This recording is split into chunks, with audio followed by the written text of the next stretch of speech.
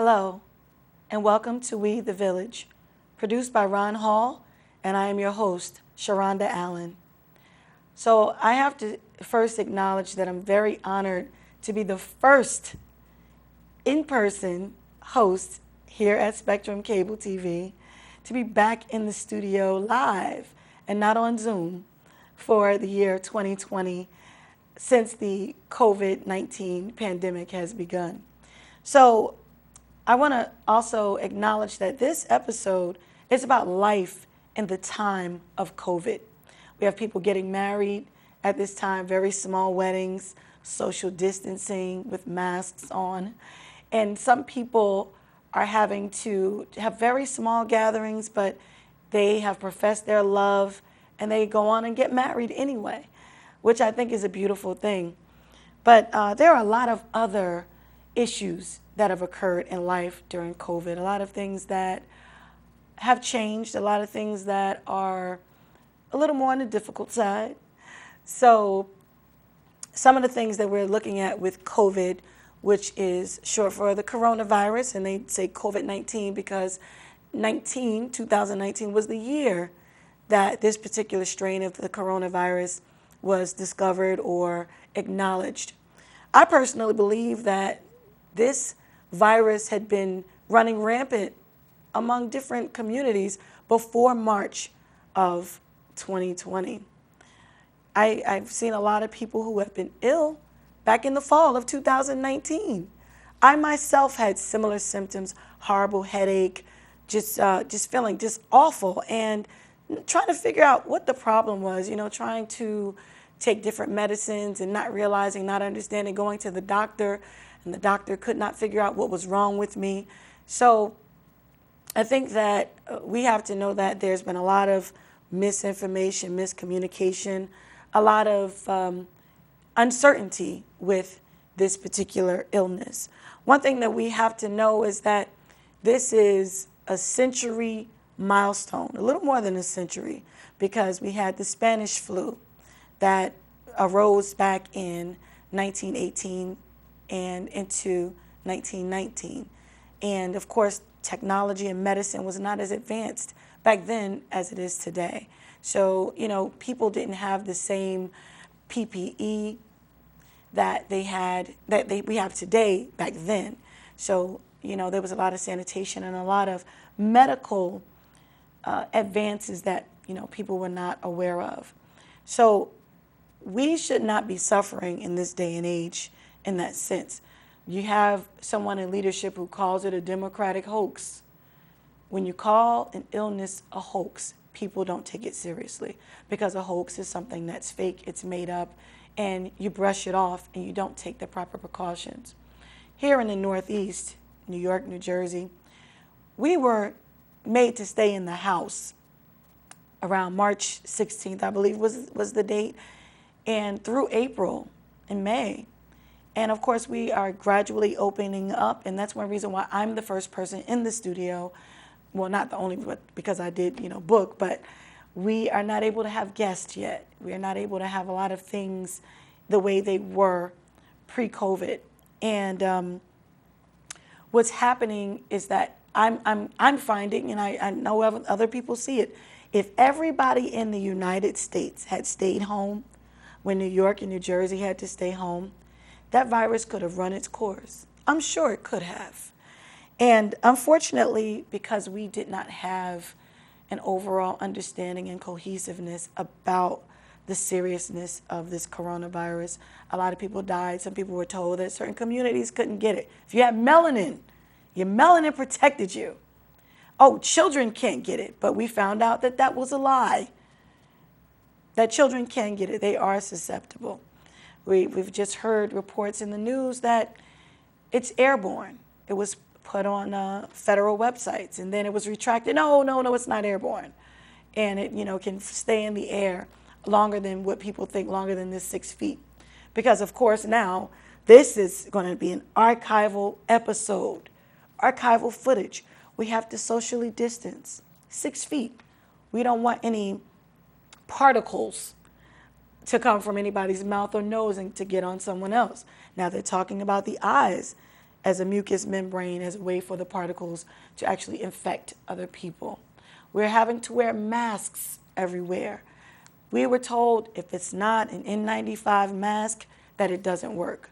But what we know scientifically is that the masks, the cloth face coverings that we're wearing are not as safe or as secure as an N95 medical grade protective mask, but at least it is a barrier of protection. We don't even know all the details about this virus, but one thing that we have to understand is that we were not given enough of the right information from the beginning, and too many lives have been lost. Approximately 200,000 lives lost in the United States alone. That's not the amount of cases, but the people who have died. And not even counting the people who have died in the fall of 2019, who were not even known to be coronavirus patients. I know someone very near and dear to my heart who passed away. Their doctor had no idea what was wrong with him. He's like, well, do you have asthma? What do you have? But he had all the symptoms of the coronavirus. So one thing that we need to understand about this is that I'm a bit of a scientist. I don't work in science, but as a scientist, we have to be legitimized. The science of it is what's important. And we have to have ethics in the science of dealing with this pandemic because it's serious. There are other countries who are faring much better than the United States because their leadership closed their borders, and not just to particular countries, and blame particular nations of people, but they also took it seriously and did not call it a hoax from their opposite political party. And what they did was they were able to protect their citizens from the spread of this particular pandemic that has ravaged the United States and many other countries as well. But there are a lot of impacts with this. We're finally able to go inside of restaurants. The lovely part was that many restaurants purchased tents and they were able to accommodate restaurant goers outdoors. I was concerned about the fact that, of course, when the weather gets bad, what are we going to do? So there are restaurants who have outdoor heaters, which I think is brilliant and amazing, and I'm looking for one myself. But I want to get to some of the other impacts. Mother Earth was able to heal herself during the early phases of COVID. In the canals of Venice, the water began to run clean. There were dolphins in the water. There were particular environments where nature was able to come back. There were streets in parts of Eastern Africa where lions boldly walked down the street, which they hadn't been doing beforehand. But because so many humans were in the house or away and not socializing as much, the wild animals were able to be freer.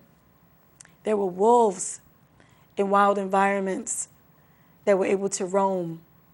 Different animal species were able to repair themselves. Mother Earth repaired herself. The carbon footprint was lower because there weren't so many cars out creating smog.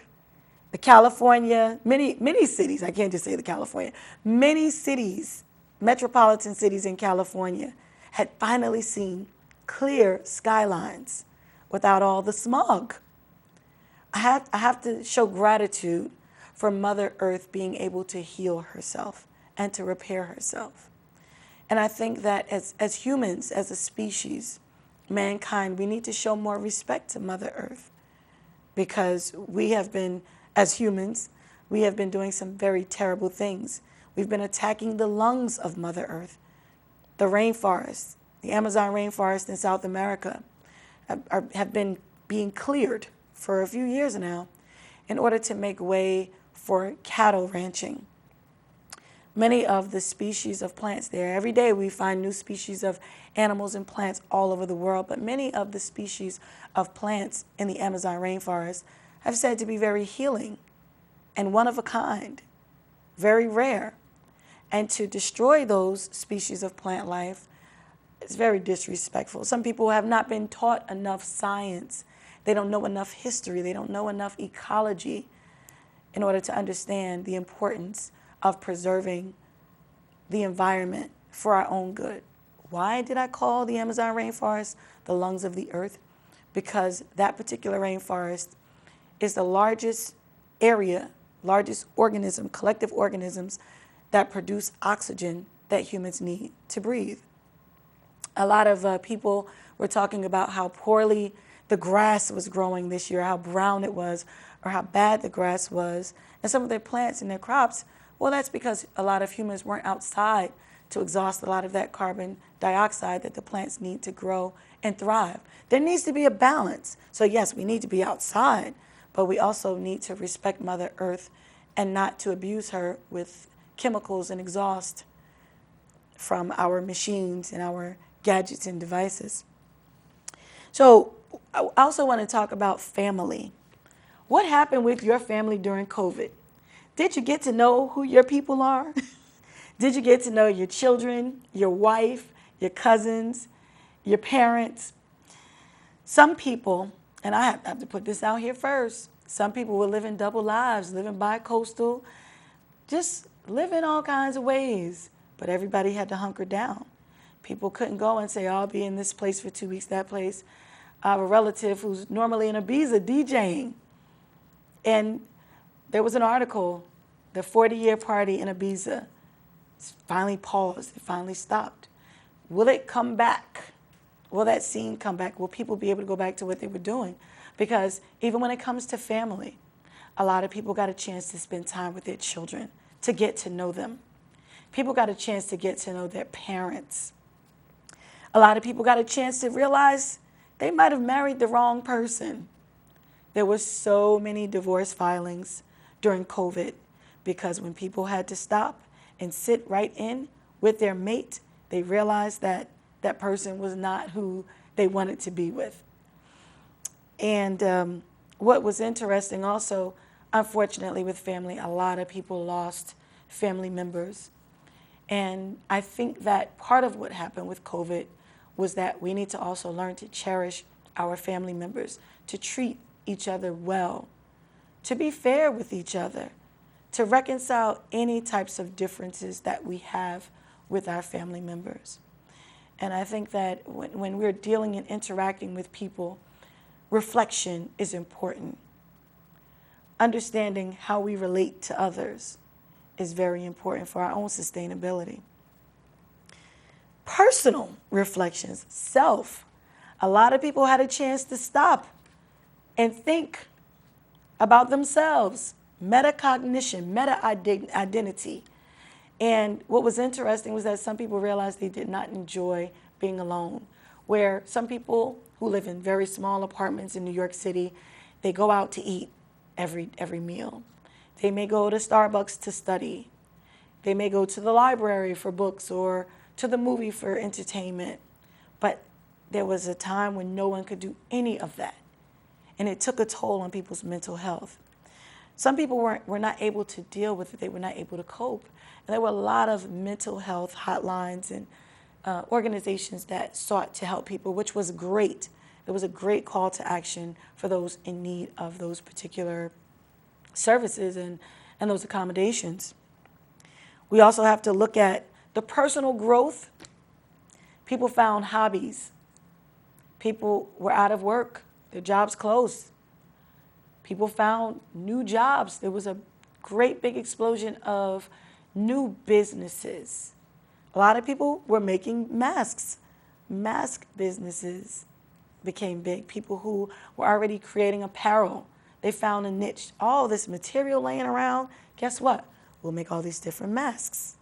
And that, to me, when we look at necessity as the mother of invention, we have to always think of that. We have to roll with the punches, and that resilience of being able to adjust and adapt and being able to say, you know what, let me fit my way into this. Let me be a problem solver. Let me find solutions to what's going on in society. So one thing that I like to talk about with resilience and mental health and personal growth Iyanla Vanzant wrote a book many years ago called There's Value in the Valley. Regardless of whatever low point you are at, whatever is happening, while you're down there, there's value in those places when you have to stop and sit down and reflect and you can't do what you used to do. There's some people who have never had to stop and just sit and not be able to go and do all those wonderful things that they used to do, the things that made them happy. I myself, I was always in New York City. In the evenings, on the weekends, I couldn't go. That was my exercise. I gained 40 pounds during COVID. I could barely fit my clothes. So I lost 10. I still have 30 more to go. But what was beautiful was that I was able to stop, and I did a lot of things virtually, which I am so over. I am Zoom fatigued. But I was able to really appreciate sitting still, where I never had sat so still before. The value of being able to be alone with yourself is beautiful. And I think a lot of people need to learn that sort of appreciation for self. So I want to talk about the economy now. The economy, I hope that we all can recover. A lot of people lost their jobs. A lot of people were out of work. A lot of people who work independently, who had jobs that were dependent upon face-to-face interaction. Some people that don't get paid unless there is an event. It's been a struggle. So the unemployment situation has been really interesting. Some people were able to get it. Some people were able to get extra pandemic assistance. Someone had the nerve to say that people were using it as a crutch and they decided, that maybe these people didn't want to work because they were getting extra money. No, people want to work. But the difference is that when you don't have all the capabilities and all the opportunities to make as much money as you used to, and the bills are still due, it's a more viable solution. So a lot of our economic dealings have changed. A lot of e-commerce has occurred, and I'm sure there's been a whole lot of fraud going on. So people have to protect themselves from fraud. Also, as I talked about fraud, we're looking at how different apps are being utilized more, and different things like Zoom and Google Meet were like big booms. I mean, how else do people communicate virtually? There's also WebEx that people use, and the gratitude of those companies, of those softwares, how would we have survived? If this pandemic had happened back in 1982 or 90 or something, we'd be in big trouble. I'm sure we'd probably find a way, but the gratitude of the advanced technology right now is so important. Also, let's get into education. We've already had the achievement gap. We've had so many gaps in education, so many problems of disparities. But now with COVID, there's been a greater disparity. Back in the spring, more affluent parents were able to hire tutors and educators to come and supplement their children's education since they were not in person at school. Now, this fall of 2020, we still have a lot of folks who are struggling. They can't afford to pay for a tutor or a teacher to come in and teach their children. They have to send them to the YMCA, which is or other places like that, which are pretty expensive for some people who can't afford to pay for a private school education per se, whereas they send their children to public school, which is, paid for by all of our taxes, which is a beautiful public service to us all. But if you are not affluent, if you don't have the wealth for it, your children are suffering right now. I myself actually made a trip to North Carolina to help one of my cousins with her second grade son. I did a pop-up learning pod.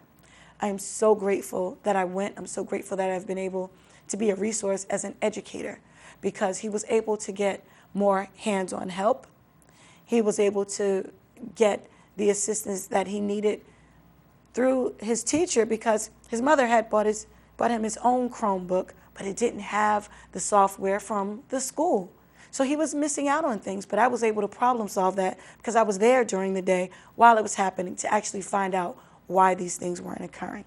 So I was able to go up to the school, took my little cousin with me, and we got the new Chromebook, and we were able to do more. He was able to get his lessons more completely with the right software.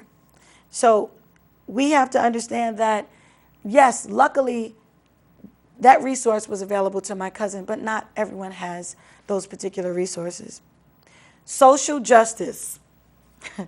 Social justice has been a very big issue during COVID because everyone had to stay home and stay put.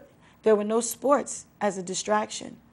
Everyone saw George Floyd be murdered by a knee to his neck. Regardless of why Colin Kaepernick had been taking a knee and people were complaining and saying, oh, why is he complaining? He should just shut up and take that NFL money. No, no, no. We have to speak up, even when it's not popular. They wouldn't give him a job in the NFL. People were condemning him. Oh, shut up and play, which is disrespectful. But now that everyone has seen what is going on, whether you associate yourself with the organization Black Lives Matter itself, one thing for me, regardless of the organization, I'm Black. My Black life matters.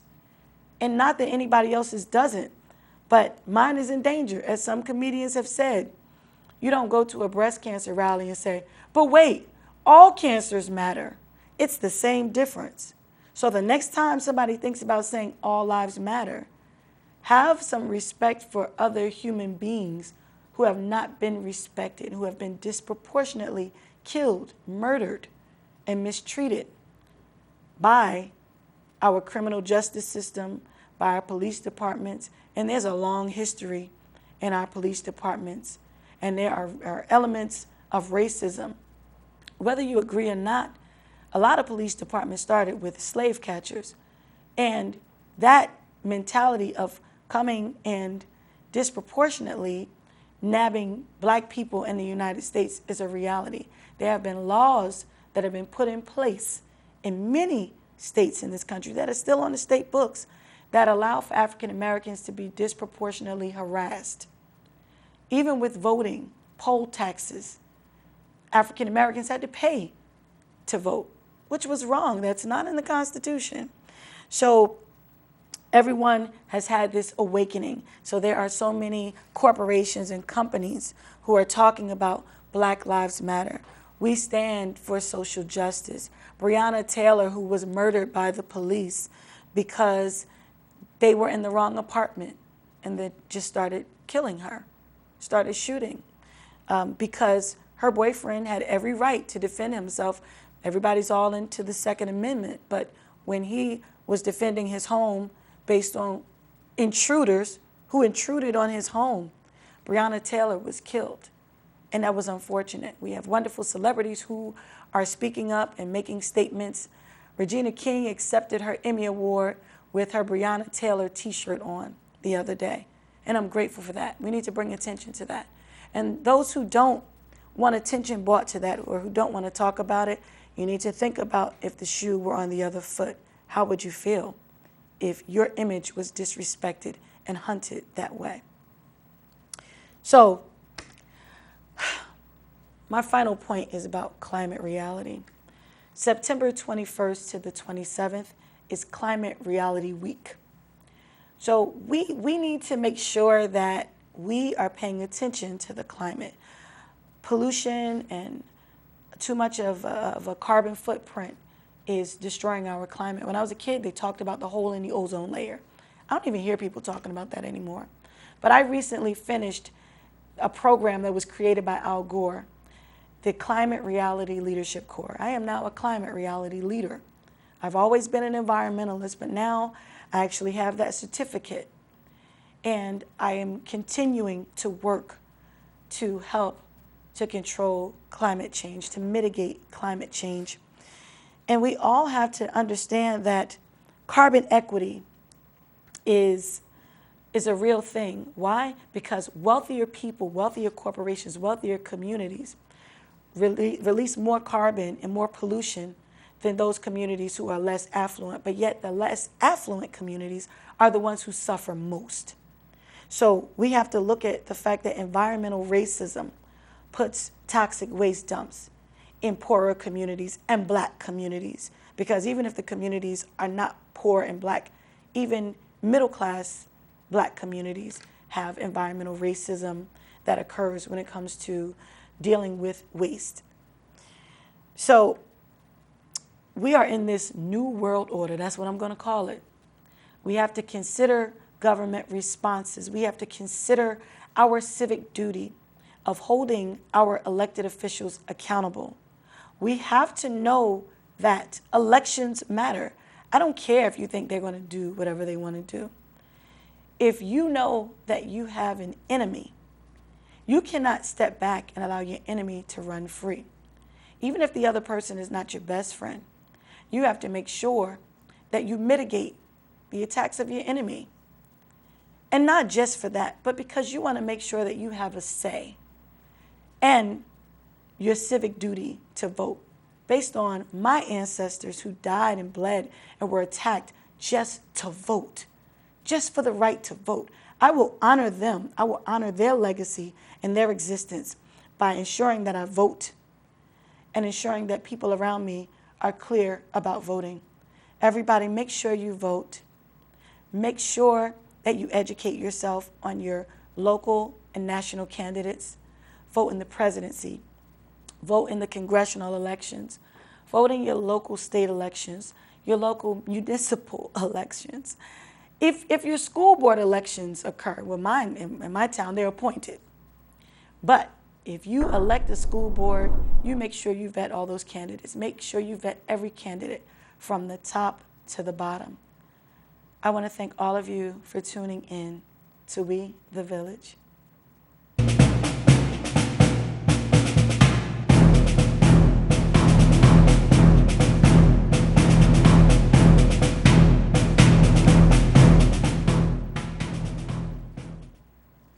And he's very bright. He's going to go high in the draft, I think. I think he'll go in the first round. Does he have professional braking stuff now, or is it just velocity? Well, they'll teach him the braking stuff. If he has the velocity, they can't teach you to throw hard up there. No, they can't. Nobody can teach you 92. Nobody. He has that gift. Right. They'll teach him the other stuff because he's very bright. Yeah. And he's the hardest working kid I've ever seen on Staten Island. Jackie beat you twice. He shut you out this week. Yep. What's his breaking ball like? It looked devastating on Tuesday. A couple of our guys, this time we went out, we're a little bit looser, we're a little bit more aggressive up there, and all he had to see were a couple of hard outs or a couple of hard foul balls, and then we got to see the curveball, which we hadn't seen in the other one. Yeah. And the curveball was excellent. Yeah. I don't know what a professional curveball, I don't know enough to forecast what it is, but I know our guys, just from standing in the box there, watching that ball break and trying to spot anything to see the difference between that and the fastball. That certainly looked polished to me. Okay. Jack, you've been a great guest as usual. Continue winning. Success up at Susan Wagner. You've had a terrific season and finished strong.